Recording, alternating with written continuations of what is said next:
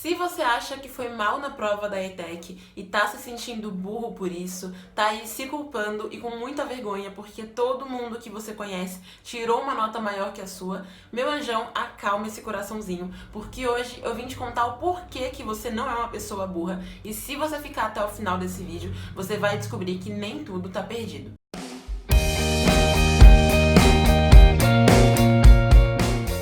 Oi, tudo bem com você? Eu espero que sim. Eu sou a Li e hoje eu vim falar exatamente com você que não teve um bom desempenho na prova da ETEC e que tá aí com aquela mistura de sentimentos por conta disso, né? Aquela mistura de vergonha com tristeza, com raiva, arrependimento e tanta coisa ruim que acontece quando a gente não consegue chegar num resultado que a gente queria. Porque convenhamos, todo mundo que fez a prova queria ter uma boa pontuação. E quando você não chega nessa boa pontuação, parece que você fez tudo errado, que você não serve pra nada e que você nunca vai conseguir passar numa prova, né? Mas hoje eu vim te mostrar exatamente o contrário, porque acredite, existe esperança pra você, tá bom? Então eu vim te mostrar o que você pode fazer de diferente pra que você consiga virar a chavinha, sabe? Mudar o jogo, porque sim, você tem capacidade pra fazer isso e eu vim te mostrar como. Então clique em gostei aí e fica até o final desse vídeo pra você aprender exatamente o que você precisa fazer, tá certo? Olha só, a primeira coisa que eu quero de verdade que você entenda é que não ter ido bem na prova da ETEC não foi culpa sua. Eu sei que provavelmente tem uma vozinha lá no fundo da sua mente dizendo pra você que você não conseguiu ir bem na prova porque não estudou tudo que era necessário, ou então porque você não estudou bastante, porque você é uma pessoa burra, porque você não é capaz, e pode ser que as pessoas ao seu redor também estejam dizendo isso. Mas a verdade é que existe um motivo muito diferente de tudo isso pra você não ter ido bem, pra você não ter alcançado um resultado que você queria. E esse motivo é uma coisa muito simples. Falta de método. Mas como assim, Lilian? O que é a falta de método, né? Olha só, vou te dar um exemplo para que você consiga entender isso. Vamos supor que você comprou uma fatia de bolo numa doceria, certo? E você gostou tanto desse bolo que você decidiu fazer o mesmo bolo na sua casa. Então, você foi lá no mercado, comprou os ingredientes e você pensou, bom, esse bolo deve ter farinha de trigo, deve ter açúcar, deve ter chocolate, deve ter ovos, leite, e você foi colocando tudo aquilo que você achava que era necessário. Só que muitas vezes existe um ingredientezinho que você não sente o sabor e nem percebe a presença dele ali, mas que ele faz a diferença. Por exemplo, o fermento. Se você já esqueceu de colocar fermento num bolo, você sabe que o resultado não costuma ser muito bom, né? Não é perfeito! E a mesma coisa acontece nos nossos estudos. Normalmente a gente estuda e acha que está seguindo um método. Normalmente você estuda, se dedica muito, passa horas ali aprendendo várias coisas diferentes e acha que você está fazendo aquilo do jeito certo. Porque você foi só na intuição. Tipo quando você compra o bolo e tenta adivinhar o que tem dentro dele, sabe? E o que acontece é que se faltar um ingredientezinho nesse método, já era. Tudo vai por água abaixo. Ou seja, não é porque você é uma pessoa burra, é porque você não fez todos aqueles passos que eram necessários, entende? É justamente por isso que eu digo pra você que ainda existe esperança, porque você seguindo o método você consegue virar o jogo, sabe? Consegue ter um resultado totalmente diferente, muito melhor no próximo vestibulinho da ETEC. Mas nesse momento pode ser que você pense alguma coisa do tipo, ok, meu anjo, e como eu vou seguir o método se eu nem sei que método é esse? E bom, tem uma boa notícia pra você. Eu vou te mostrar exatamente aqui e agora o método que eu ensino e que eu uso com os meus alunos lá no ETEC Power. Claro que aqui no YouTube eu não consigo entrar em tantos detalhes por uma questão de recursos mesmo. Não tem como eu ensinar aqui no YouTube ou lá no Instagram tudo que eu ensino no ETEC Power, mas eu vou mostrar pra você o que é esse método, o que você precisa fazer pra conseguir virar o jogo, pra conseguir ter um bom desempenho na ETEC e nunca mais ter que ficar se culpando por conta de um resultado ruim. E olha só, a primeira coisa que tem nesse método que você precisa seguir é ter o conteúdo certo para estudar para a prova da ETEC.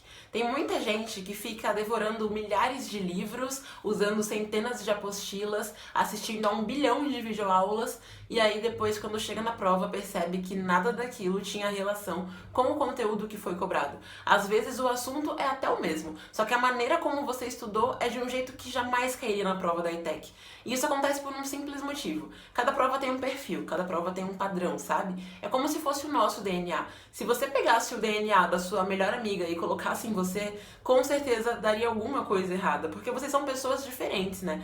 Então a mesma coisa acontece com a prova. Quando você estuda seguindo um padrão que não é adequado para aquela prova, não tem jeito. A chance de ter um resultado ruim é muito grande, porque você não tá respeitando aquele perfil, sabe? Não tá seguindo aquele padrão. Então a primeira coisa que você tem que ter em mente é que é necessário ter aquele conteúdo certo, aquele conteúdo que tem totalmente a ver com o que a prova da ETEC vai cobrar de você. E é para isso que serve o mapeamento, né? Para você conseguir identificar não só quais são os conteúdos mais cobrados, mas sim como eles são cobrados, como eles aparecem na prova, como você precisa estudar, tá? Então, o primeiro item essencial da nossa receita aqui para passar na prova da ETEC é justamente isso, o conteúdo. Não importa se você vai estudar dezenas de milhares de conteúdo, você tem que estudar o conteúdo certo, tá? Então, a qualidade do conteúdo é muito mais importante que a quantidade.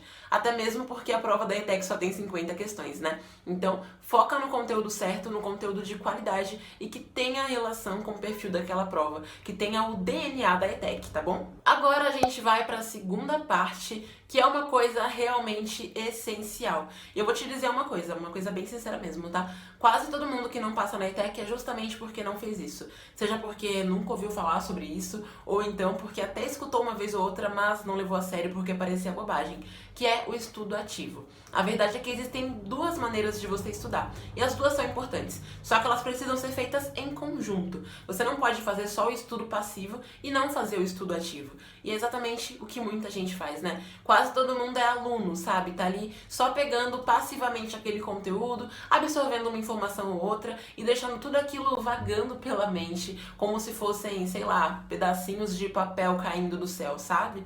Quando você não faz o estudo ativo, você vai perder aquela informação toda. Você não vai conseguir absorver de verdade aquele conhecimento e não vai conseguir colocar em prática simplesmente porque você não assimilou. Então, é o que acontece quando você estuda uma matéria hoje e aí daqui 2 horas você não consegue resolver uma questão daquela matéria, uma questão simples. Simplesmente porque você não conseguiu colocar aqui dentro da sua cabecinha aquilo que era necessário. Você não conseguiu pegar a essência daquele conteúdo porque você não fez o estudo ativo. O estudo ativo é o que permite com que você fixe aquele conteúdo. É o que permite que você consiga entender a aplicação prática daquilo, sabe? Consiga resolver as questões sobre aquilo, consiga fazer um debate sobre aquilo, explicar aquilo rapidamente para alguém, porque você realmente aprendeu. Então, quem faz o estudo ativo é quem realmente é estudante. Quem vai além de simplesmente captar a informação e pensar, ok, já aprendi, sabe? É quem vai e entra em contato mesmo com aquele conteúdo. Quem estuda ativamente. Então, fazer o estudo ativo é a segunda coisa que você precisa ter na tua rotina de estudos. Faz parte desse método que realmente permite que você consiga a sua aprovação, tá? Então é algo que você precisa começar a colocar em prática o quanto antes para você ter bons resultados no vestibulinho da ETEC e, convenhamos, em qualquer outra prova que você queira fazer. E para fechar com chave de ouro, a gente tem a terceira e última parte, que é você driblar a curva do esquecimento. Coisa que muita gente acha que é só uma teoria aleatória, mas a verdade é que é um estudo que comprova mesmo que o nosso cérebro tem uma tendência a apagar as informações. E assim a gente vai esquecendo, né? E no caso dos estudos, o que evita que você esqueça, que você apague as informações úteis, é você fazer revisões. Porque isso vai marcar aquela informação no seu cérebro e ele vai entender, ok, isso é super importante, preciso lembrar e guardar por mais tempo, sabe? Só que existem 2 erros quando a gente fala de fazer revisões. O primeiro é a pessoa que nunca faz revisões, ela não revisa. E o segundo pode ser pior ainda, porque desperdiça tempo, é a pessoa que acha que tá revisando, né? Que é aquilo que quase todo mundo faz, sabe? De estudar todo o conteúdo, muitas vezes sem seguir um método, sem ser o conteúdo adequado, e aí na véspera da prova, ou poucos dias antes, a pessoa pega tudo aquilo que ela estudou e dá uma lida rápida, como se aquela leitura de 20, 30 minutos fosse fazer com que magicamente aquela informação ficasse marcada no cérebro. E não é o que acontece, porque o nosso cérebro precisa de um estímulo contínuo para que ele vá fixando aquela informação e assim driblando no dia a dia a curva do esquecimento. Então assim, a partir do momento em que você começa a revisar do jeito certo, na frequência certa também, automaticamente a curva do esquecimento não vai te afetar tanto, porque aquela informação sempre vai ficar ali circulando pela sua mente, sabe? Você sempre vai ter contato com ela e vai permitir que seu cérebro guarde com carinho ali, como se fosse uma joia rara. Assim, no momento da prova, o risco de você ter aquele momento de deu branco é muito menor, e também não acontece aquilo de você achar que tudo que você estudou não caiu na prova, tá? Porque isso muitas vezes acontece por falta de revisão ou simplesmente por não estudar o conteúdo do jeito certo. Então, resumindo aqui para você entender. Primeiro passo é ter o conteúdo adequado para você, aquele conteúdo adequado para a prova, né? Ou seja, seguindo o mapeamento da prova, seguindo o que realmente mais cai e como aqueles conteúdos caem. Segunda coisa é fazer o estudo ativo, que é o que vai permitir que você assimile aquela informação, que você realmente aprenda aquilo e não simplesmente tenha um contato primário com aquele conteúdo. E por último, mas não menos importante, fazer revisões do jeito certo, para você conseguir driblar a curva do esquecimento, tá bom?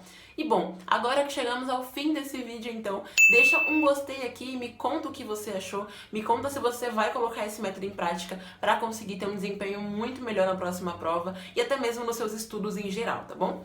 Um big beijo, até o próximo vídeo e tchau!